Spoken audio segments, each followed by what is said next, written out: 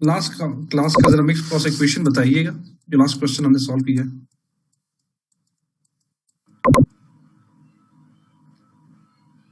1346 64 1364 जी plus 1.87 XI,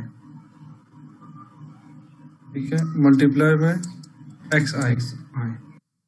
अच्छा, जरा number of मुझे जो आपके पास गिवन क्वांटिटी है और उसके अगेन जो मिक्स कॉस्ट है वो आप बता सकते हैं मुझे इजीली। मतलब जो आपके पास एक्टिविटी है, ये एक्टिविटी ज्यादा तो नहीं है, एक्टिविटी और कॉस्ट। चले पहले 2-3 बता देना। पहली एक्टिविटी क्या है, इतनी कितनी है?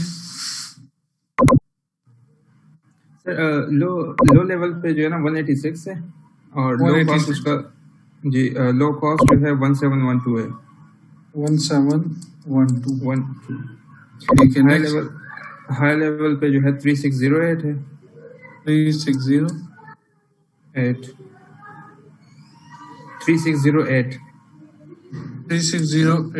एक्टिविटी है, और कॉस्ट जो है 8111।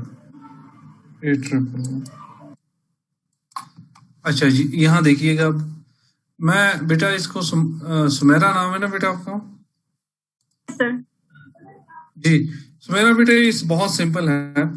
आप क्या करेंगे, मिसाल के तौर पर आप कहते हैं यार कि ये जो मैंने क्वेश्चन बनाया ये ठीक है भी या नहीं है, तो XI की जगह इसमें से कोई एक वैल्यू ट्राई कर ली। मिसाल के तौर पर we are trying value of 186, तो let me put it this way, 186 plus 1.86 1.87 and then we will have a multiplication of 186.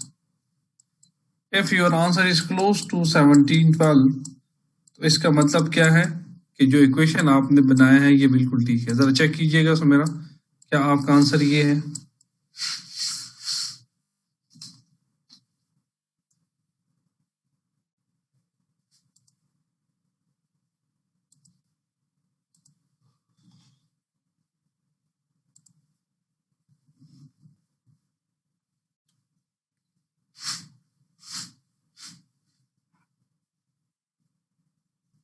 Ji, is it your answer?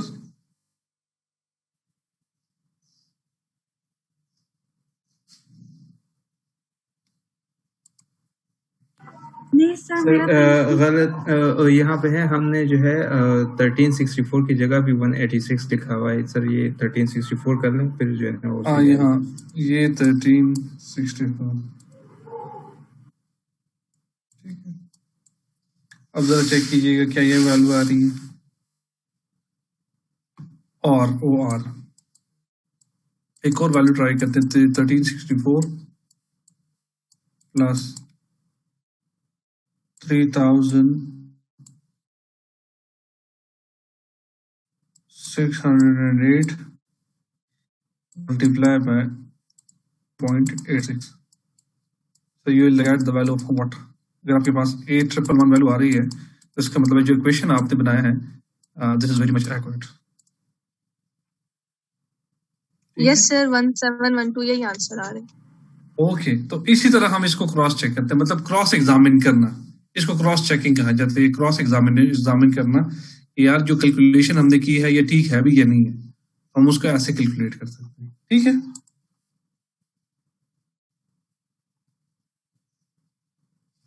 ये ठीक है बेटा? जी सर, आप क्लियर है। अच्छा, किसी और बच्चे का कोई क्वेश्चन हो तो, क्योंकि जब हम अब इसके बाद मेथड पढ़ेंगे वो जरा लेंथी मेथड है, तो मैं चाह रहा हूँ कि उससे पहले अगर किसी के बच्चे का कोई इशू है तो वो हम रिजॉल्व करके फिर आगे मूव करें। अच्छा, आप लोगों ने करना बेटा एक काम है, मैं चाहता हूँ कि उस जो है वो जो कॉन्सेप्ट है उसको हम ब्रेक के बाद स्टार्ट कर लें। तो ब्रेक से पहले हमें क्या करते हैं, ब्रेक से पहले हम एक छोटा सा कॉन्सेप्ट पढ़ते हैं। ये उसके बाद वाला जो कॉन्सेप्ट है वो एक छोटा सा कॉन्सेप्ट मैं पढ़ा देता हूँ। फिर हम दोबारा OLS की तरफ आ जाएंगे। समझ आ गई मेरी बात की ना बेटा? जी सर। Yes sir. यूटिलाइज करें। आप एक काम करें, अपने पेज अपने जो है नोटबुक में 2 पेजेस छोड़कर एक हेडिंग दीजिएगा। 2 पेजेस छोड़ें, मतलब 2 पेजेस एम्प्टी छोड़ के आप लोग हेडिंग दीजिएगा ट्रेसेबिलिटी कॉस्टिंग की। ठीक है, एक मिनट बेटा।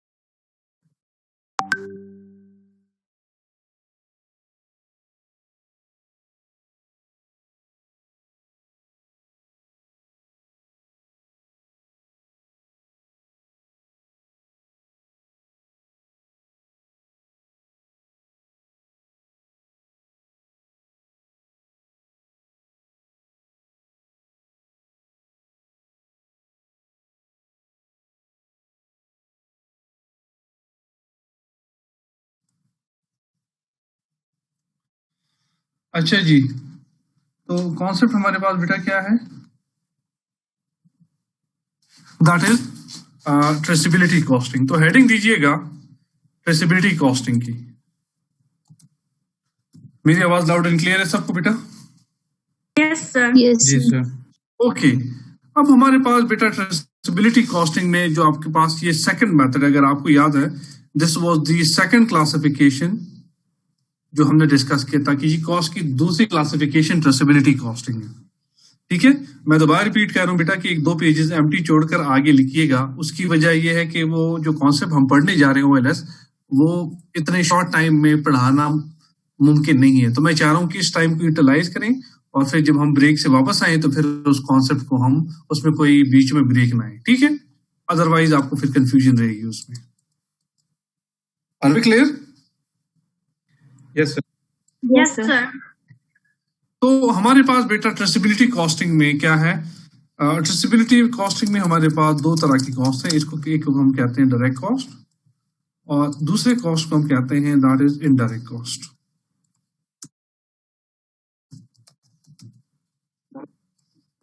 Direct cost and indirect cost.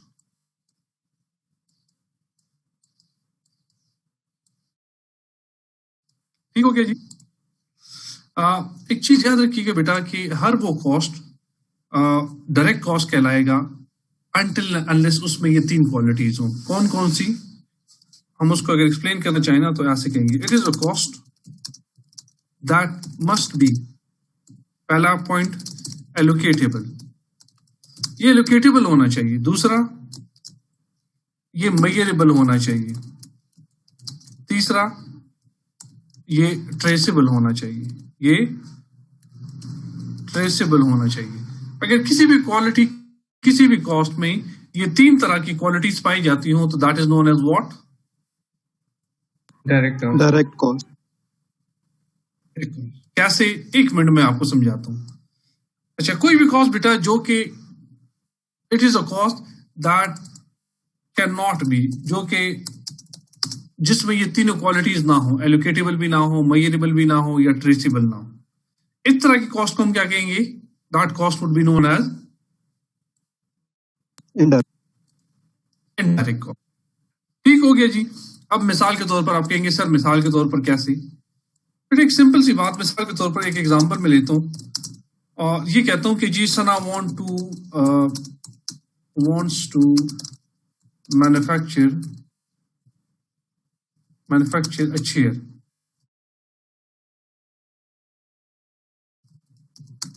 ठीक है, अब उस सिचुएशन में क्या होगा? इस सिचुएशन में सना को कुछ चेयर्स के लिए कुछ चीजों की जरूरत पड़ेगी। मिसाल के तौर पर वो वुड लेके आएंगी, उनको कारपेंटर को बुलाना पड़ेगा। मिसाल के तौर पर वहां पे उसके अलावा नेल्स चाहिए होंगे, इसके अलावा ग्लू चाहिए होगा, पॉलिश चाहिए होगा, और इसके अलावा एक सुपरवाइजर भी होगा जो इन सारी चीजों को देखेगा। ठीक है, अच्छा अब बेटा एक बच्चा ये बता सकता है कि कारपेंटर की जो सैलरी है और इस तरह सुपरवाइजर की सैलरी। अच्छा, अब आप लोगों ने मुझे एक 2 मिनट लेके जरा बताना है कि आपको ये समझ आ गई ना बेटा कि डायरेक्ट और इनडायरेक्ट में क्या डिफरेंस है? Yes sir.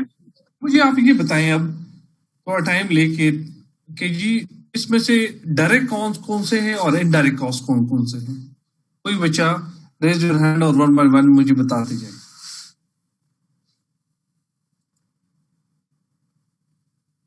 जी Qasim. Sir wood, nail, glue और पॉलिश, ये डायरेक्ट कॉस्ट होगी। इसके अलावा कारपेंटर सैलरी, सुपरवाइजर इनडायरेक्ट में आएगी। अखिल, ठीक है। अखिल,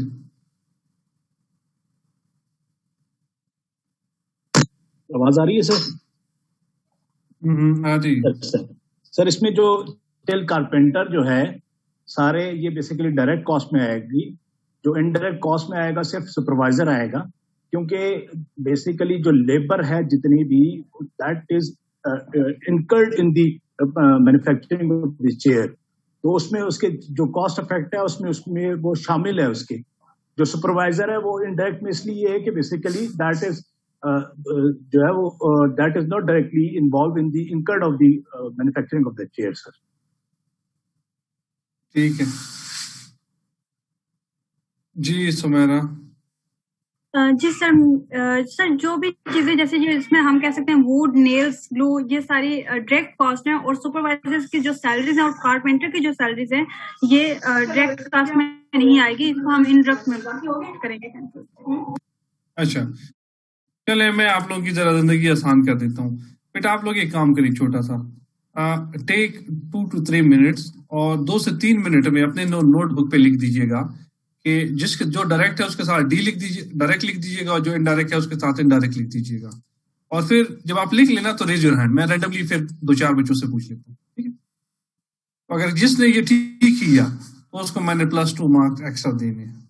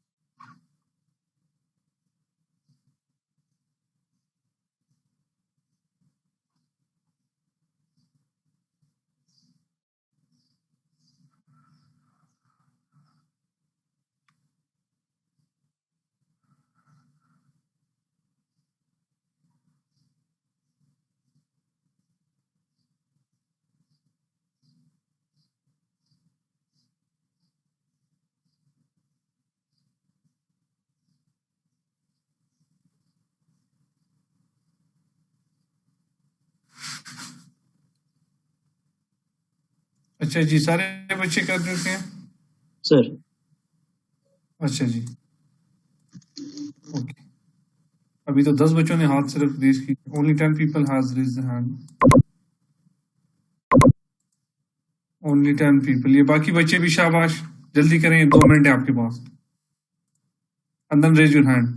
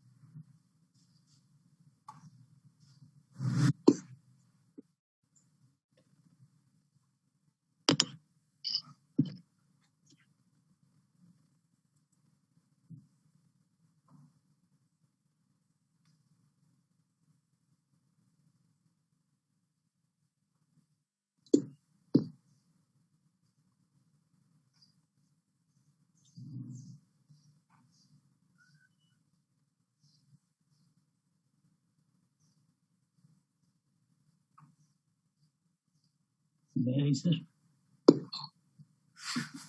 अच्छा जी, सबसे पहले आकाश आप बताओ बेटा। जी सर, मेरे ख्याल से सर ये सारी कॉस्ट जो हैं ये डायरेक्ट हैं, क्योंकि ये जो चेयर मैन्युफैक्चरिंग है उसी से रिलेटेड है। सारी वुड जो है उसका रॉ मटेरियल है, इसी तरह कारपेंटर जो है वो भी उसकी प्रोडक्शन कॉस्ट में शामिल है। तो इसी तरह सुपरवाइजर की जो सैलरी है वो भी मैन्युफैक्चरिंग बिजनेस जब चेयर का है तो ये ओवरहेड के एक्सपेंस में ही आएगा सर। ठीक है, नफला है। Yes sir. जी बेटा बताओ। सर ये सारी जो सारी हैं ये डायरेक्ट कॉस्ट है, लेकिन इसमें जो ये है सुपरवाइजर सैलरी ये इनडायरेक्ट कॉस्ट है। ठीक है, और शर्मीन जावेद। चले मैं सिंपल कर देता हूँ बेटा। सबसे पहले तो आसान काम जो है वो हम कर लेते हैं यार। वुड तो हमारे पास सबको पता है कि जी ये डायरेक्ट कॉस्ट है। कारपेंटर सबको पता है ये डायरेक्ट है। ठीक है, यहां तक बात हो गई। अच्छा, इसमें से ये सबको शायद पता होना चाहिए कि नेल जो है वो इनडायरेक्ट कॉस्ट का हिस्सा है। अच्छा, ग्लू ये इनडायरेक्ट होने हैं। जो डिबेट पॉसिबल है वो सुपर और पॉलिश भी इनडायरेक्ट है। जो डिबेट हमने करनी है वो सुपरवाइजर सैलरी भी करनी है। ठीक है, क्यों? सुपरवाइजर ऐसा बंदा है कि मिसाल के तौर पर सुपरवाइजर की salary that is part of the indirect cost. क्यों इनडायरेक्ट है ये मैं आपको समझाता हूँ, एक मिनट। मिसाल के तौर पर एक सुपरवाइजर जो कि सना के घर का ये चेयर मैनेज कर रहा है, सुपरवाइजर, तो उसके पास तो एक से ज्यादा प्रोजेक्ट है। मिसाल के तौर पर यहाँ इस घर में भी काम कर रहा है तो 2-3 उसके पास और भी प्रोजेक्ट है। मिसाल के तौर पर P1 एक प्रोजेक्ट है, P2 एक प्रोजेक्ट है, P3 उसका प्रोजेक्ट है। ठीक है, अब यहाँ वो चेयर बना रहे हैं, कहीं पे वो टेबल बना रहे हैं, कहीं पे वो कोई कबर्ड वगैरह बना रहे हैं, कोई और चीज बना रहे हैं। इन दैट केस ये डिटरमिनेट करना बड़ा इंपॉर्टेंट, बहुत मुश्किल है कि यार पर यूनिट के हिसाब से इस सुपरवाइजर ने P1 प्रोजेक्ट पे कितना टाइम लगाया, P2 पे कितना टाइम लगाया और P3 पे कितना टाइम लगाया। तो इसका मतलब ये है कि ये जो सुपरवाइजर की सैलरी है ये एलोकेटेबल भी नहीं है, ये मेजरेबल भी नहीं है, ये ट्रेसेबल भी नहीं है। लेकिन आप कहेंगे जी क्यों मेजरेबल नहीं है, ये तो सैलरी हम देते हैं ना। मैं पर यूनिट के हिसाब से बात कर रहा हूँ। एलोकेटेबल भी है, मेजरेबल भी है, ट्रेसेबल भी है, लेकिन पर यूनिट के हिसाब से अगर ये है, मिसाल के तौर पर आपको ये पता है बेटा कि एक चेयर पे वुड लगेगा, एक चेयर पे कितना वुड पॉसिबल है, ये इजी है। आप कारपेंटर को कहते हैं जी मैंने एक चेयर के आपको 1000 रुपए देने तो 1000 रुपए पर चेयर जो आप दे रहे हैं that is basically what, that is basically direct cost जो एलोकेटेबल भी है, मेजरेबल भी है और ट्रेसेबल भी है पर यूनिट के हिसाब से। लेकिन अगर आप कहते हैं जी नेल डायरेक्ट कॉस्ट है, अगर आप कहते हैं एक चीज, एक मिनट बेटा, एक मिनट आप अपनी बात बाद में कह दीजिए। अच्छा, जब आप कहते हैं नेल्स बेसिकली एक डायरेक्ट कॉस्ट है, तो उसका इशू ये आता है, मिसाल के तौर पर आपके पास 2 चेयर है, चेयर 1 CH1 एंड CH2। अब आपको ये कैसे पता चलेगा कि यार यहाँ पे कितने नेल्स लगे, यहाँ पे कितने नेल्स लगे? आप कहेंगे सर ये तो पॉसिबल है। क्यों नहीं पॉसिबल? कि हम ऐसे कर लेते हैं, बंदा बिठा देते हैं और देख लेते हैं। तो अगर मैं आपको ये कहूँ कि अफ्रीका यूनिवर्सिटी के जितने भी चेयर है उस पर नेल्स देख लें, तो क्या ये पॉसिबल है आपके लिए? ह्यूमनली काउंटर प्रोडक्टिव है, ये प्रोडक्टिव एक्टिविटी तो नहीं है ना। ऑन अदर हैंड ऐसे भी हो सकता है, मिसाल के तौर पर एक चेयर पे 10 लग गए तो अगले पे 15 लग गए, क्योंकि 5-6 ऐसे थे जो खराब हो गए या टूट गए। So in that case what exactly is happening कि नेल्स, ग्लू, इसी तरह पॉलिश, ये चीजें जो है that can't be trace back to a particular unit. Per unit के हिसाब से इसको मेजर करना, ट्रेस करना और इसको एलोकेट करना मुश्किल है। तो इसलिए ऐसे कॉस्ट जो कि as a per unit allocatable ना हो और as a per unit measurable भी ना हो, as a per unit traceable भी ना हो, तो that cost would be known as indirect cost. ठीक है, तो जो सुपरवाइजर की सैलरी मैं ऐड कर रहा हूँ, ये इसलिए मैं पर यूनिट के हिसाब से ऐड कर रहा हूँ, पर इनडायरेक्ट में ऐड कर रहा हूँ क्योंकि एज अ पर यूनिट ये पॉसिबल ही नहीं है कि हम मेजर करें कि यार सुपरवाइजर को कितनी पर यूनिट के हिसाब से हम एलोकेट कर सकते हैं। उसकी वजह बताता हूँ। मिसाल के तौर पर जिस दिन सुपरवाइजर नहीं आया उस दिन उन्होंने एक चेयर बना दिया, जिस दिन सुपरवाइजर आया उस दिन कोई चेयर नहीं बना। So in that case what you would do? तो इसका मतलब ये है कि सुपरवाइजर की जो सैलरी है वो एज अ प्रोजेक्ट बेस या ओवरऑल प्रोजेक्ट्स जितने हैं उस पर डिस्ट्रीब्यूट किया जा सकता है, लेकिन एज अ पर यूनिट नहीं किया जा सकता। इसलिए सुपरवाइजर सैलरी को हम क्या करेंगे? That would be part of the indirect cost. ठीक है, am I clear so far? Yes sir, clear sir, बिल्कुल sir, clear sir, please. Okay, see you after नमाज ब्रेक। ठीक है, इंशाल्लाह सर। Okay sir.